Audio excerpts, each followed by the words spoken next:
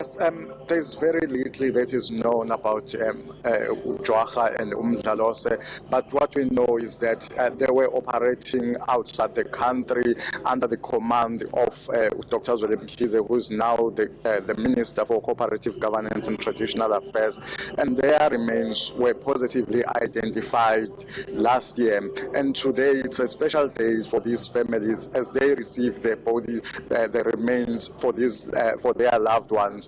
We know that the Mjwara family will proceed after here, will go to Red Hill. But we were told that the Mdlalose family, there are still other issues that they still need to sort, so they won't be able to put to rest the remains of their loved one. But to get more and to understand who's these people we are talking about here, I'm joined by Themba Mavundla, who's the chairperson of Themba Mavundla, who's the chairperson of Umkhonto weSizwe in the province of KwaZulu-Natal. But Mavundla, thank you so much for your time.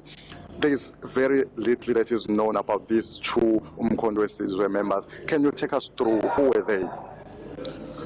Well, they were both members, trained members of Umkhonto weSizwe, trained outside the country, and they were infiltrated back to South Africa to do military activities or MK activities. That is, it depends on the mission they were given, because we were given different missions. Others were given political missions, others were given military missions. So I'm not too sure what were their missions, but today we will hear that from their commander, Zweli Mkhize, who will tell us exactly what was their mission. But nonetheless, Mandla, I know him personally. I grew up with him in Pietermaritzburg. We were both members of the Imbali Youth Organization. I was a student then. He had finished his matric at the time, but he was into the students' politics and students' struggles. We worked with him for quite some time in Pietermaritzburg under the leadership of Comrade Skhumbuzo Ngwenya, until I left the country in 1985.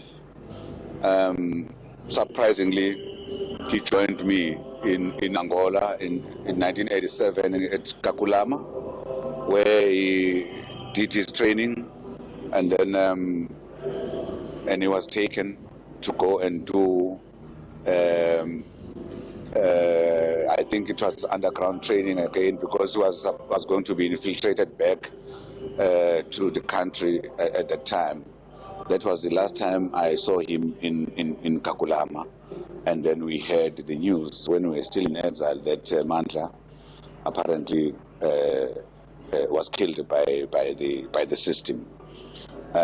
It's been a long journey looking for his remains. We looked for it everywhere, in Pietermaritzburg, Esnatingi, and everywhere, until we found them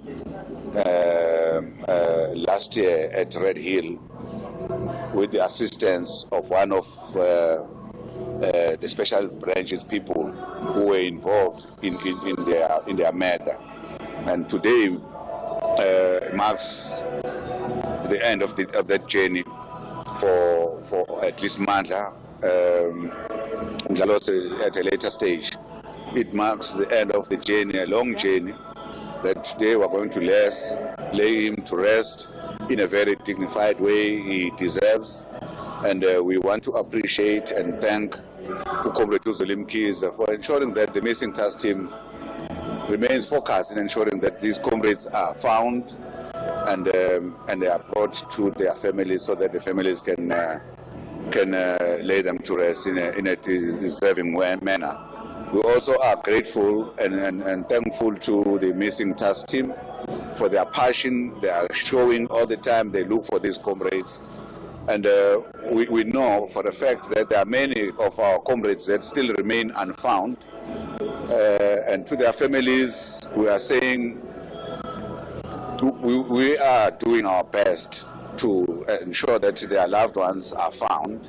The missing task team is well at work to try and locate them, and we are hopeful that they will be found one day, and the families will have the opportunity that the Mdlalose and the Mjwara family are having today. And to those families of members of Umkhonto weSizwe who died outside the country, we are saying to them they must have hope, because now and again we are appealing to the African National Congress and its government to do exactly what Zimbabwe did, to go out there, fetch our commanders and commissars who died in the foreign lands so that they can be buried inside the country and their families can know their whereabouts. And we are hopeful that one day there will be that political will from the ANC side, and we'll see most of the comrades who died outside the country, not just dying, because there was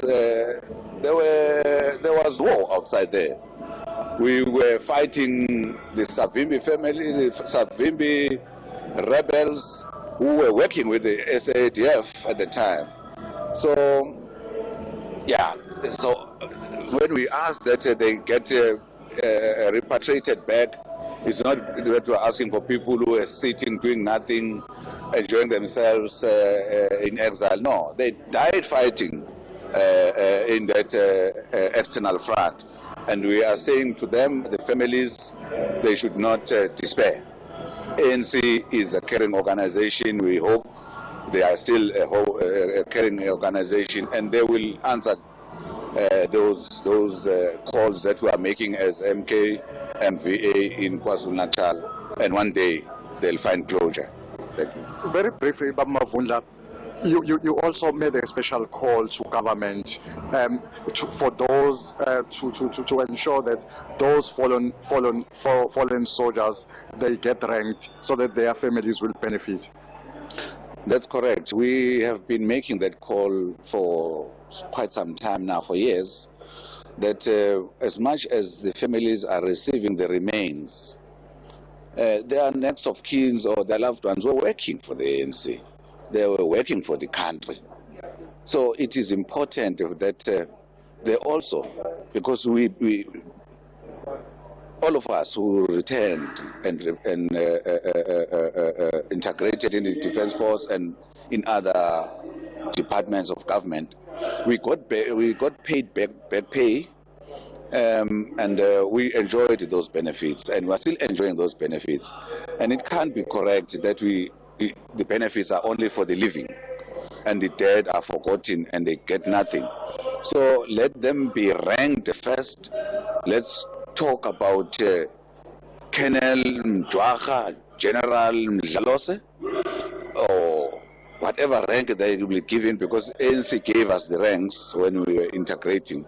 Let them also be ranked, and let them also be given the back pay, so that their families can not only get not only the remains, but also some financial